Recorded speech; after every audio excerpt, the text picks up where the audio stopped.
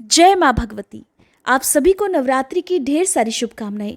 माँ भगवती आप सभी की पूजा स्वीकार करें और आप सभी की मनोकामनाएं पूर्ण करें। नवरात्रि व्रत क्यों किए जाते हैं, इस विषय में हमारे पुराणों में जो सबसे प्रचलित कथा है वो आज आप सुनने वाले हैं।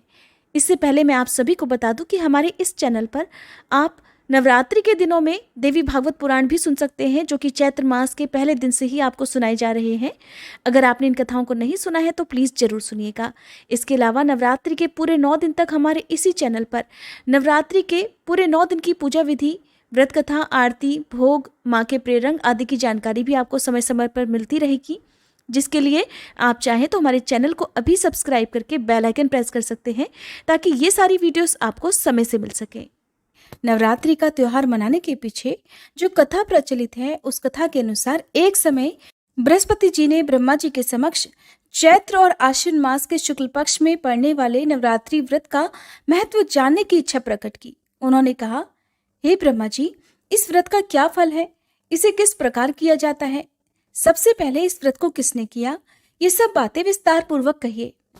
श्री बृहस्पति जी के प्रश्नों का जवाब देते हुए ब्रह्मा जी कहने लगे, हे बृहस्पति, प्राणियों के हित की इच्छा से तुमने बहुत अच्छा प्रश्न किया है। जो भी मनुष्य मनोरथ पूर्ण करने वाली माँ दुर्गा, महादेव, सूर्य और नारायण का ध्यान करता है, वे धन्य है। और यह नवरात्रि व्रत संपूर्ण कामनाओं को पूर्ण करने वाला है। इस व्रत को करने से पुत्र, सुख, धन, विद्या और सुख की प्राप्ति होती है। रोग दूर हो जाते हैं। घर में सुख समृद्धि की वृद्धि होती है। बांझन को पुत्र मिलता है और समस्त पापों से सबको मुक्ति मिल जाती है। जो मनुष्य नवरात्रि के दिनों में माँ जगदम्बा की पूजा नहीं करता या जो नवरात्रि के व्रत नहीं करता, वह अनेक दुख भोगता है। व्रत करने वाला भक्त सारे दिन का अगर उपवास ना कर सके तो एक समय भोजन करे और 9 दिन तक अपने परिवारजनों सहित नवरात्रि व्रत की कथा को पढ़े या सुने। हे बृहस्पति, अब जिसने सबसे पहले इस महाव्रत को किया, वह कथा मैं तुम्हें सुनाता हूँ। श्री ब्रह्मा जी कहने लगे, प्राचीन काल में मनोहर नगर में पीठित नाम का एक अनाथ ब्राह्मण रहा करता था। वह माँ दुर्गा का अनन्य भक्त था। उसकी एक कन्या उत्पन्न हुई जो कि सर्वगुणों से संपन्न थी। वह कन्या अपनी सहेलियों के साथ खेलती कूदती इस प्रकार बढ़ने लगी जैसे शुक्ल पक्ष में चंद्रमा की कला बढ़ती है। वह ब्राह्मण प्रतिदिन जब नियम से माँ दुर्गा की पूजा करके होम किया करता, तो उसकी पुत्री भी नियम से वहां उपस्थित रहा करती। एक दिन सुमति भगवती माँ के पूजन में उपस्थित नहीं हुई।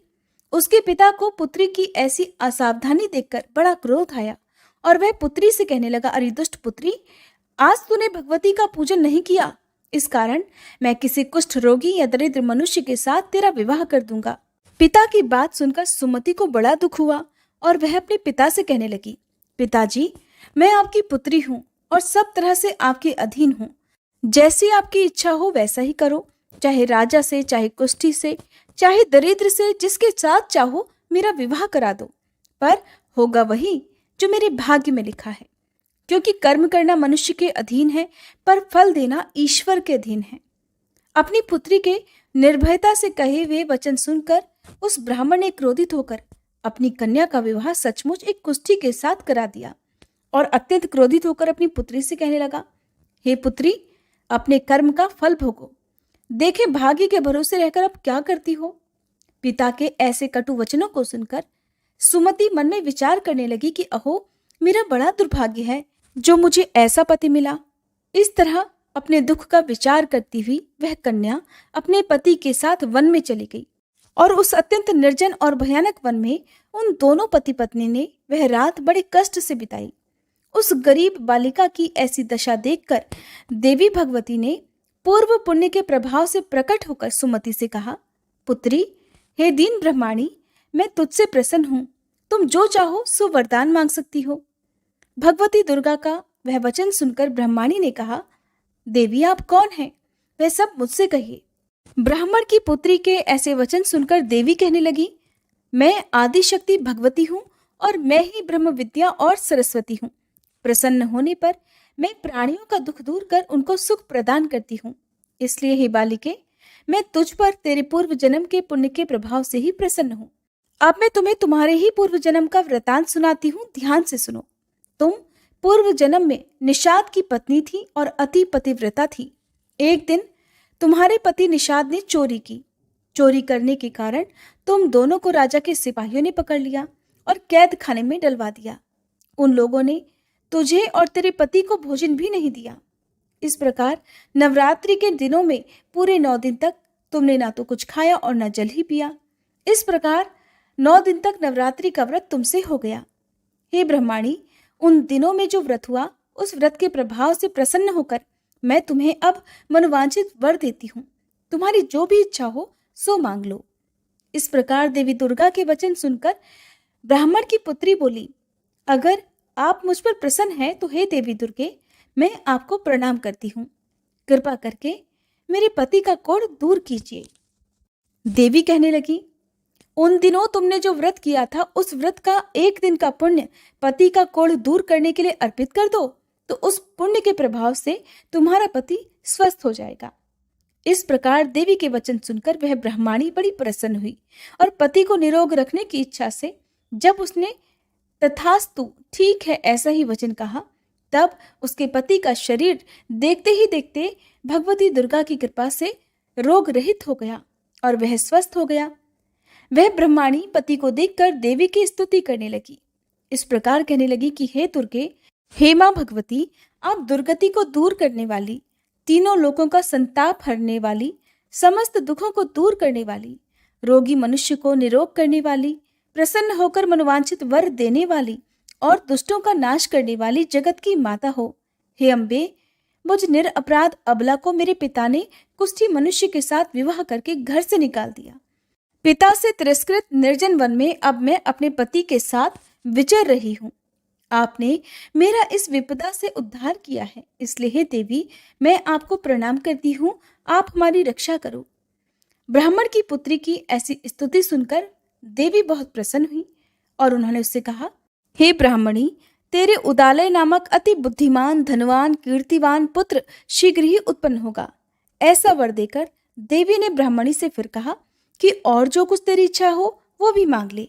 सुमति कहने लगी, हे देवी दुर्गे, अगर आप मुझ पर प्रसन्न हैं तो कृपया मुझे नवरात्रि व्रत की विधि का सविस्तार वर्णन कीजिए। ब्रह्माणी के वचन सुनकर मां दुर्गा कहने लगी, हे ब्रह्माणी, मैं अब तुम्हें संपूर्ण पापों को दूर करने वाले नवरात्र व्रत की विधि बताती हूँ, ध्यान पूर्वक सुनो। आश्विन मास के शुक्ल पक्ष की प्रतिपदा तिथि से लेकर 9 दिन तक व्रत रखे। अगर दिन भर का व्रत ना रख सके तो एक समय शुद्ध सात्विक भोजन करें। शुभ मुहूर्त में घट स्थापना करें। महाकाली, महालक्ष्मी और महासरस्वती की मूर्तियां स्थापित कर उनकी विधि विधान से पूजा करें। बिजौरा के फल से अर्घ देने से रूप की प्राप्ति होती है। जायफल से अर्घ देने पर कीर्ति, दाख से कार्य की सिद्धि होती है। आंवले से सुख की प्राप्ति और केले से अर्घ देने से आभूषणों की प्राप्ति होती है। इस प्रकार पुष्पों और फलों से अर्घ देकर व्रत समाप्त होने पर 9वें दिन विधि विधान से हवन करें। खांड, घी, गेहूं, शहद, जौ, तिल, बिल्व, नारियल, दाख और कदम्ब जैसी विभिन्न सामग्रियों से हवन करें। आंवले से कीर्ति की और केले से पुत्र की, कमल से राज सम्मान की और दाखों से संपदा की प्राप्ति होती है।